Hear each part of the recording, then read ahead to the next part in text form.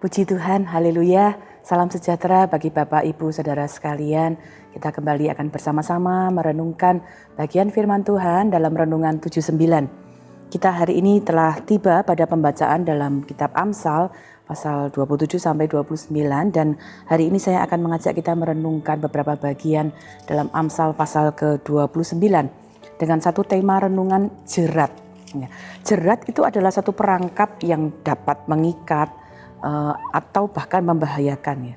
Dan saya percaya setiap kita tentunya mengetahui bahwa apabila kita melihat jerat, kita tidak ada satu orang pun yang ingin terjerat. Kita pasti ingin menghindari ketika kita melihat ada jerat. Nah, Amsal 29 hari ini akan kita renungkan bersama-sama, mencatat beberapa hal ya yang mengingatkan kita, menasehati kita supaya kita waspada agar kita tidak mengalami kesulitan, kita tidak mengalami kesusahan atau bahkan mengalami celaka karena jerat yang ada ya. Nah, mari kita akan bersama membaca di dalam ayat Amsal 29 ayat 5. Terhadap apakah ya yang kita harus waspadai, apa saja yang dapat menjadi jerat.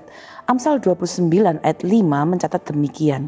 Orang yang menjilat sesamanya membentangkan jerat di depan kakinya. Ya, ayat ini sangat jelas mengatakan bahwa ada hal-hal yang kita harus waspadai. Yang pertama adalah mengenai perkataan. Ya, Amsal 29 ayat 5 berkata, perkataan seperti apa yang dapat menjadi jerat? Ternyata adalah perkataan yang dikatakan menjilat. Ya, menjilat itu ada beberapa pengertiannya. Seperti demikian, pujian yang tidak benar atau melebih-lebihkan, atau kita mengucapkan menghargai seseorang, menyayangi seseorang, memberikan sanjungan padahal tidak seperti yang sebenarnya ya, atau bahkan punya maksud-maksud yang jahat. Kita mengatakan hal-hal yang baik yang seolah-olah memuji, menyanjung seseorang padahal punya niat-niat yang tidak baik. Atau mungkin dapat dikatakan juga kita memberikan perasaan-perasaan yang palsu ketika kita memuji seseorang bukan pada keadaan yang sebenarnya, menimbulkan rasa senang pada orang itu. Kita mengucapkan pujian padahal maksudnya itu tidak memuji, sehingga orang yang mendengarnya seolah-olah merasa sombong, merasa kemudian mendapatkan pujian yang seharusnya tidak dia dapatkan. Nah, memberikan pujian atau perasaan palsu kepada orang lain itu adalah dosa di mata Tuhan, sesuatu yang Tuhan tidak sukai. Ya, meskipun memuji itu adalah sesuatu yang baik, tetapi memuji dengan maksud yang tidak baik atau pujian yang berlebihan sehingga memanipulasi seseorang itu adalah sesuatu kekeliruan. Itu bahkan dapat menjadi jerat seperti yang tadi kita baca. Dapat sesuatu yang mencelakakan baik orang lain bahkan diri kita sendiri. Karena Amsal 29 berkata orang yang menjilat perkataan yang tidak benar itu bagaikan membentangkan, menaruh jerat, meletakkan jerat ya di depan kakinya. Apa yang dimaksud jerat bagi siapa? Dapat menjadi jerat bagi siapa? Yang pertama jerat bagi orang lain. Tentunya orang yang mendengarkan ucapan-ucapan kita yang palsu, ucapan-ucapan kita yang menjilat, ucapan-ucapan kita yang tidak benar. Ya. Ucapan yang tidak tulus, yang berlebihan itu dapat memuaskan harga diri seseorang.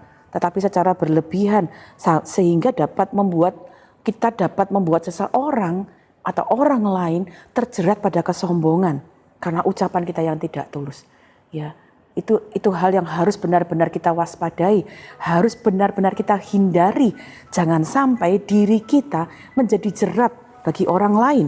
Karena di akhir zaman ini kita melihat, ya ada begitu banyak godaan-godaan yang dapat timbul sehubungan dengan perasaan-perasaan karena ucapan-ucapan yang tidak sesuai. Ya, 2 Timotius pasal yang ketiga, 2 Timotius pasal 3 ayat 2 memberikan kita gambarannya.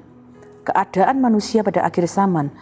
2 Timotius 3 ayat 2 berkata demikian, manusia akan mencintai dirinya sendiri dan menjadi hamba uang. Mereka akan membual dan menyombongkan diri. Mereka akan menjadi pemfitnah. Mereka akan memberontak terhadap orang tua dan tidak tahu berterima kasih, tidak mempedulikan agama. Akhir zaman akan banyak omongan-omongan, kata-kata yang membual seperti apa yang diucapkan dalam Amsal, kata-kata yang menjilat. Kita perlu berhati-hati, waspada, jangan sampai terjerat dalam perkataan-perkataan yang kemudian tidak seperti yang semestinya. Kalau Anda memuji, pujilah dengan tulus.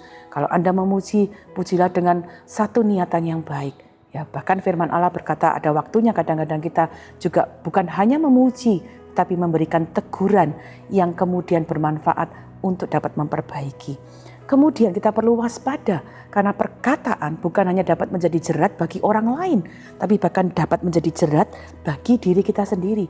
Waktu kita suka membual, memperkatakan perkataan yang tidak sebenarnya, mengatakan perkataan-perkataan yang tidak sesuai keadaan sebenarnya, itu dapat menjadi jerat bagi diri kita sendiri.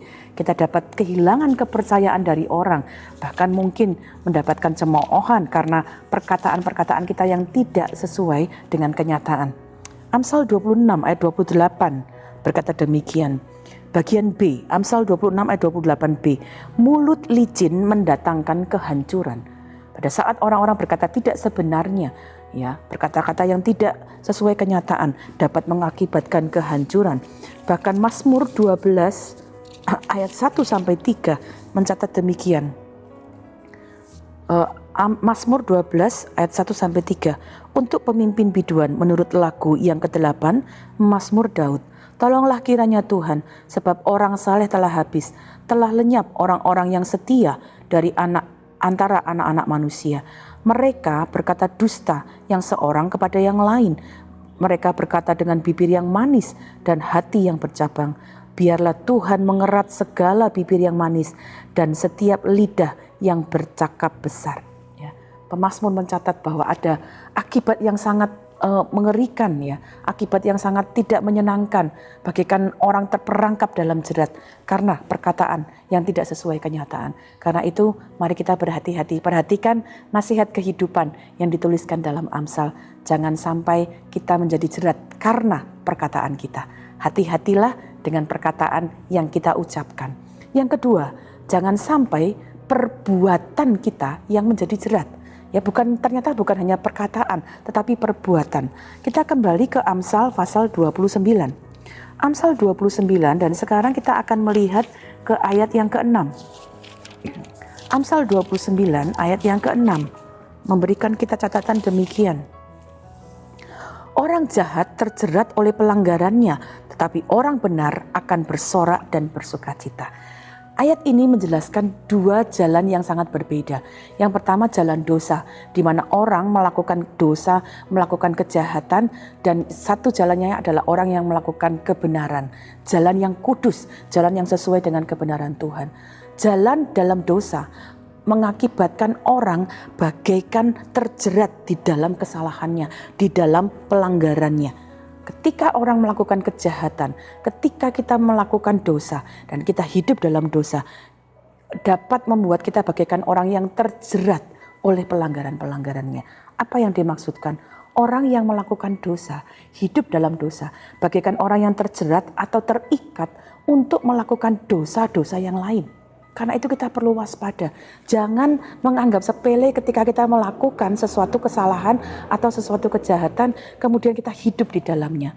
Orang yang melakukan kebohongan, kemudian menganggap kebohongan itu hanya kebohongan kecil. Kita perlu berhati-hati karena kemudian kita bisa terjerat pada kebohongan yang berikutnya. Orang yang kemudian melakukan kecurangan dan menganggap itu sebuah kecurangan yang kecil, tetapi kemudian itu akan bahkan menjadi jerat, di mana kita terjerat kepada kecurangan-kecurangan yang lainnya, dapat menyeret kita kepada kesusahan-kesusahan yang seterusnya. Karena itu kita perlu berhati-hati. Amsal pasal 5 ayat 22 berkata demikian, orang fasik tertangkap dalam kejahatannya dan terjerat dalam tali dosanya sendiri. Hati-hati, jangan sampai kita kemudian terjerat karena perbuatan-perbuatan kita dalam dosa. Kalau kita menyadari ini sesuatu yang keliru, segera minta ampun, segera kembali ke jalan yang benar. Kenapa? Karena di ayat 6 tadi berkata, jalan orang yang benar, di jalan orang yang melakukan kebenaran, ada sorak-sorai, ada kemenangan, ada sukacita. Kenapa? Karena Tuhan sendiri yang menjadi penuntunnya. Tuhan sendiri yang menjadi pembimbing di dalam kehidupannya, sehingga jalan kebenaran akan selalu membawa kita kepada sukacita. Yang terakhir, kita perlu waspada, jangan sampai kita terjerat oleh perasaan kita. Ternyata yang bisa jadi jerat bukan hanya perkataan kita, bukan hanya perbuatan kita, tetapi perasaan kita. Ketika kita tidak hati-hati dapat menjadi jerat. Amsal 29 ayat 25 berkata demikian, takut kepada orang mendatangkan jerat, tetapi siapa percaya kepada Tuhan dilindungi. Takut itu sebuah perasaan. Ketika ada orang-orang takut kepada manusia, apa yang dimaksudkan? Ketika kita takut kepada kuasa manusia, kita takut pada apa yang dikatakan orang, kita takut pada apa yang akan orang buat kepada kita, kita takut kepada apa yang menjadi reaksi orang terhadap kita, kita takut pada apa yang orang pikirkan kepada kita. Ketakutan-ketakutan itu bagaikan sesuatu yang dapat menjerat kita sehingga kita tidak bisa berbuat apa-apa. Banyak orang tidak dapat melakukan apa-apa karena takut dengan apa yang orang pikirkan tentang mereka. Takut tentang apa yang akan orang lakukan kepada mereka. Ini bahkan membuat kita seolah-olah kemudian meletakkan kendali hidup kita kepada orang lain.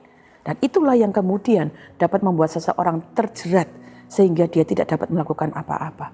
Abraham takut kepada apa yang dipikirkan oleh orang-orang di Mesir sehingga dia menyangkal istrinya sendiri. Ya, Petrus takut kepada reaksi orang-orang di sekitarnya sehingga dia menyangkal Yesus. Ya, mengapa kita dapat terjerat pada perasaan takut? Karena perasaan takut dapat membuat kita berpikir manusialah yang mengendalikan hidup kita. Itu sebabnya Amsal 29 berkata, takut kepada manusia mendatangkan jerat. Lalu kita harusnya bagaimana? Apa yang harusnya kita lakukan? Belajar untuk percaya kepada Tuhan. Karena ayat ini berkata, siapa percaya kepada Tuhan dilindungi. Kita belajar, Paulus memberikan kita contoh. Dalam seluruh kehidupannya dia banyak mengalami hal-hal yang tidak menyenangkan dari orang-orang di sekitarnya. Tapi dia tahu kepada siapa dia percaya. Karena itu dia tetap berpegang teguh kepada Tuhan. Belajar, percaya sepenuhnya, meletakkan kendali kita kepada Tuhan. Ya, kita tidak meletakkan kendali hidup kita kepada orang-orang yang ada di sekitar kita. Letakkan kepercayaan kita kepada Tuhan. Ketika ada ketakutan, kekhawatiran, bawa itu kepada Tuhan. Kita percaya bahwa Dia yang mengendalikan hidup kita. Amsal 14 ayat 27 berkata demikian. Takut akan Tuhan adalah sumber kehidupan, sehingga orang terhindar dari jerat maut. Ya, belajar menyerahkan seluruh kehidupan kita, letakkan hidup kita kepada tangan Tuhan. Dia yang akan memimpin dan membawa kita kepada kemenangan. Karena itu hari ini mari kita belajar waspada. Jangan terjerat dan jangan menjadi jerat. Biarlah hidup kita menjadi berkat, hidup kita ada di dalam kendali Tuhan, dan kita mengalami berkat, kekuatan, sukacita, keselamatan dalam tangan Tuhan. Puji Tuhan, mari kita bersama-sama berdoa. Bapa di dalam surga, kami mengucap syukur untuk firman-Mu. Tuhan, tolong kami untuk berhati-hati dalam hidup kami, melakukan segala sesuatu dengan cermat, sehingga kami dapat terhindar dari jerat perkataan-perkataan yang tidak menjadi berkat. Dapat terhindar dari jerat perbuatan-perbuatan yang tidak berkenan. Bahkan dapat terhindar dari jerat perasaan-perasaan yang dapat membuat kami terbelenggu. Kami ingin bebas, bersukacita, bersorak, melakukan hal-hal yang benar di dalam Tuhan. Berkati seluruh keluarga GBDI El Shaddai Magelang, supaya kami dapat jadi anak-anak Tuhan yang bebas, menang di dalam Tuhan, melakukan kebenaran. Perkataan kami, perbuatan kami adalah kebenaran.